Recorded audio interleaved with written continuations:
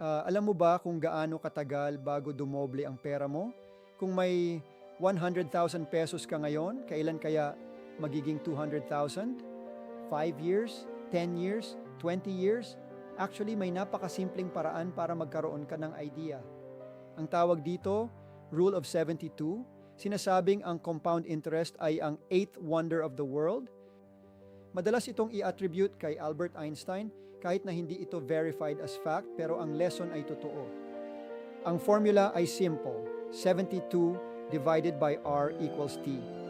R is your annual interest rate at T ang years para dumoble ang pera mo. Tandaan, division ito, hindi subtraction. Napaka-importante na tama ang math natin dito. Example, at 8% yearly, 72 divided by 8 equals approximately 9 years.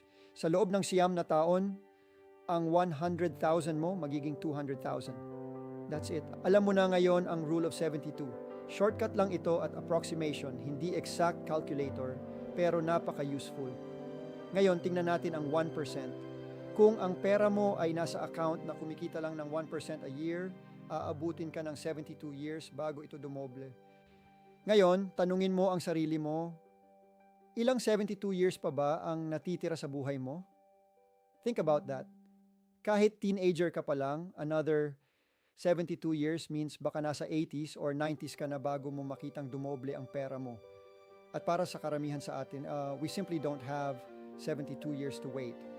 Kaya hindi sapat na marunong ka lang mag-ipon. Kailangan maintindihan mo rin kung saan lumalago ang pera mo and how long that growth actually takes. Tingnan mo ang difference. 5% is 14.4 years. 12% is only 6 years. At sa 15%, wala pang 5 taon, doble na ang pera mo. The same money can have dramatically different doubling times depende sa rate, pero tandaan, walang guaranteed na rate dito. Ito pumapasok ang power ng compounding. 100,000 to 200,000, ang dagdag ay 100,000. Pero 800,000 to 1.6 million, 800,000 ang nadagdag. Hindi lang pinapalaki ng compounding ang pera mo, pinapalaki rin nito ang amount ng pera na nagtatrabaho para sa iyo. May kinalaman din ang frequency, yearly, monthly, o weekly. Kapag ang gains ay nire-reinvest, mas mabilis ang growth path. Pero hindi lang frequency ang basehan. Rate, consistency, risk at fees, lahat yan ay mahalaga sa actual performance. Ngayon tingnan natin ang isang hypothetical example gamit ang parehong starting capital, approximately $3,000. Ipagkumpara natin savings at 1% versus money market or CD at 5% yearly growth assumptions. Dagdagan natin ng illustrative assumptions for growth or mutual funds at 12% at 15% yearly. Malaki na ang difference, di ba? Tingnan din natin ang professionally managed forex illustration sa 3.5% at 4.0% monthly with weekly compounding. Stop tayo sa 4.0%. Important, hindi apples to apples ang annual rate at monthly rate. Magkaiba ang assumptions, kaya wag gamitin ang rule of 72 for exact results dito. Sa 4% monthly scenario, after 10 years, ang projected balance ay approximately $277,251.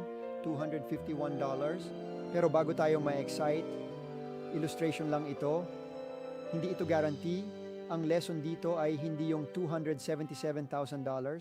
Ang lesson ay kung ano ang kayang gawin ng rate, time, at compounding kapag nagtulungan sila.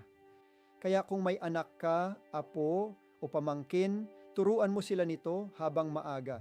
Pera pwede pang kumita pero ang oras hindi na mabibili pabalik. Ilang 72 years pa ba ang natitira sa buhay mo? Time is your most valuable resource. Tandaan mo ang tatlong yan, rate, time, at compounding. Kung may kakilala kang makikinabang dito, share mo sa kanila. Hindi dahil may binebenta tayo, kundi dahil mas magandang maintindihan ang pera bago tayo gumawa ng desisyon tungkol dito. Learn, understand, decide for yourself. CryptoCarlo.ai. No hype, no selling, education lang.